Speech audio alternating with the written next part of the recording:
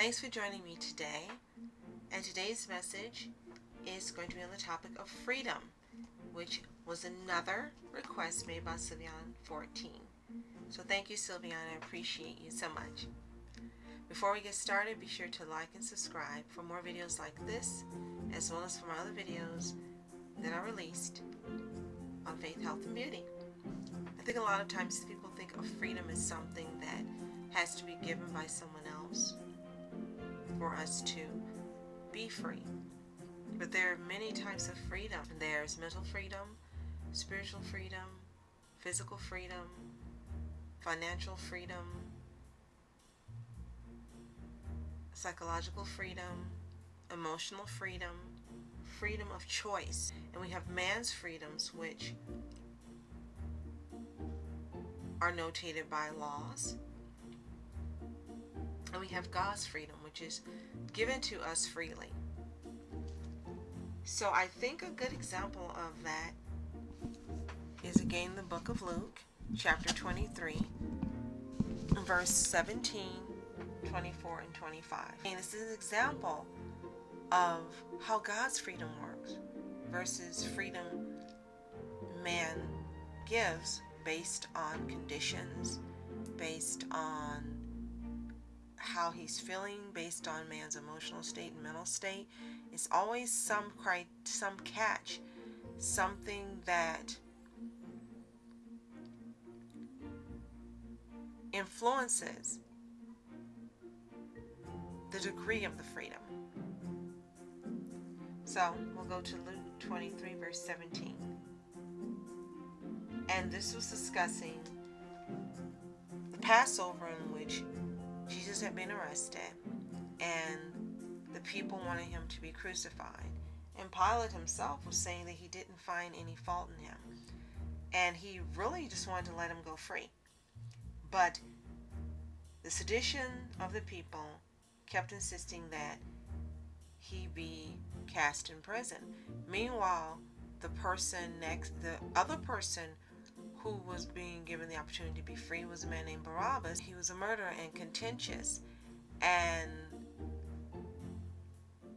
a man who had no values and no morals. And of course we know that, if we know the story of Passover, that this was required for Jesus to be able to be a sacrifice and to bring us back to our Heavenly Father. But the story, the events and the way in which it unfolds is absolutely interesting, because Pilate again did not want to harm him. And it says in 17, for of necessity he must release one unto them at the feast. So Pilate had to release either Jesus or Barabbas at the feast of Passover. And we go to 24 and 25. And it says, and Pilate gave sentence that it should be as they required. And he released unto them him that for sedition and murder was cast into prison, whom they had desired, but he delivered Jesus to their will. And I think this is an example of man's flawed reasoning in terms of right and wrong, in terms of freedom. Pilate was the head of this area. And many times you have in different events that happen in the Bible, you have kings that are attempting to make a decision. And every time that something goes awry, it's because that leader didn't choose to use their authority to do the right thing. They listened to the people, and by wanting the approval of the people, by wanting to stay in office, and by wanting to not be looked at as a ruler who couldn't be trusted, or a ruler who they wanted to replace, they would do the wrong thing. And this is another example of that. And again, it shows man's flaw in reasoning with morals and values. And that has a direct impact on freedom. So in this instance, the freedom of Jesus was denied, and the freedom of someone who was a murderer and contentious and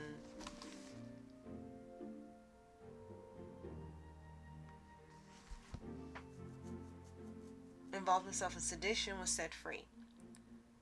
Now, if that were to happen now, people would be in an uproar. People would be upset. People would be angry. But in this case, it was required.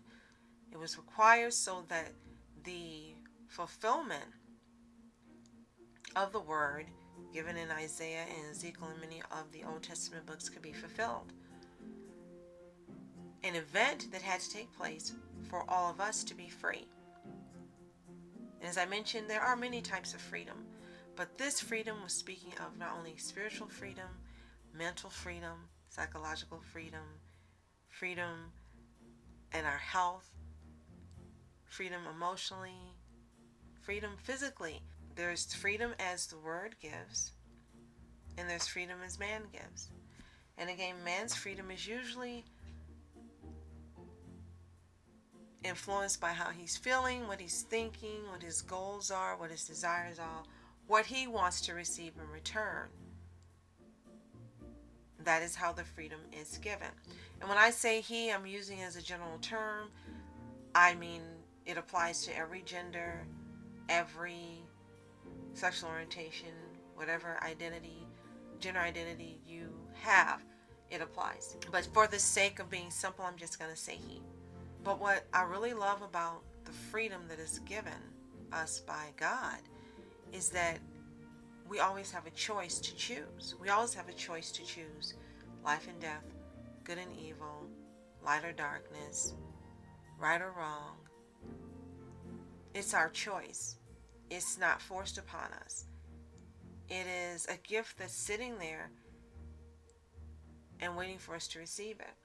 And we are free to live our lives as we choose. We are free to make those choices that will bring us joy, whether they be good or bad. We are free to think the thoughts we choose to think, whether they be good or bad.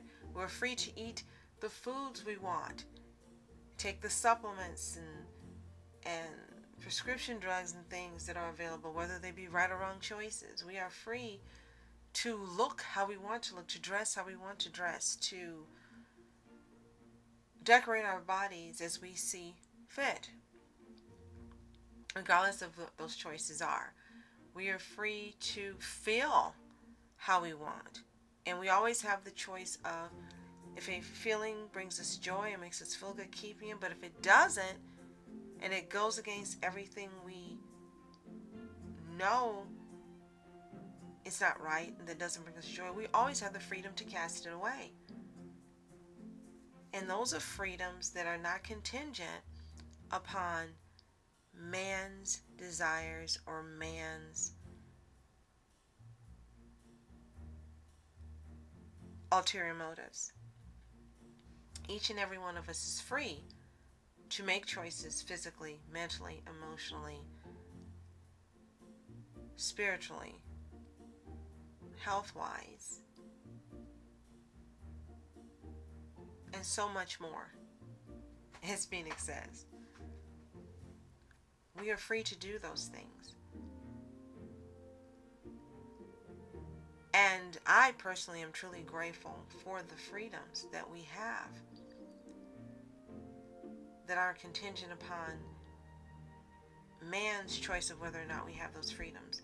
Because there's so many others that we don't have and that are based on man's logic and what man thinks is right. And laws are put into place to guide and direct us on how we are to conduct ourselves. And in those instances, you still have freedom to follow the law or not. And of course, it's in your best interest and the right thing to follow the law. Even in those instances, we still have the freedom to choose. So just remember, no matter how you're feeling, no matter what's going on around you, no matter how everything may look in front of you, you still have the freedom to make choices. You always have a choice. And you can always choose to do the right thing. Not only for your benefit, but for the benefit of those around you, for the benefit of your health, your mental state, your emotional state, your physical state, and for the benefit of your soul. Now, some of you may not believe that once life is done here that there's anything after. And that's okay, because you have the freedom to choose that.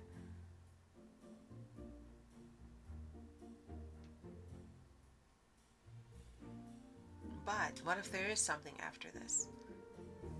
What if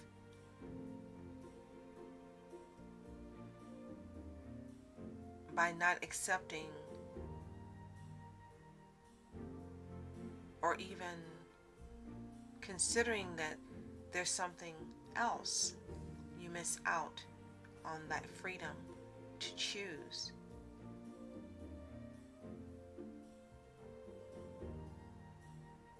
How you would like that life to continue. Thanks for watching. I really appreciate it. I've enjoyed this time with you. If this has been helpful to you, give this video a like. Leave me some comments below. And again, thank you, Sylvian. And you have one more topic that you requested. Remember, you are free to make your own choices. Choose what is best for you. But always, in all instances, be sure to make those choices in love and make sure that they bring you joy. So, hope you're having an awesome day. Have a fantastic weekend. Love you lots. I pray that you are continually blessed. And I'll see you next time.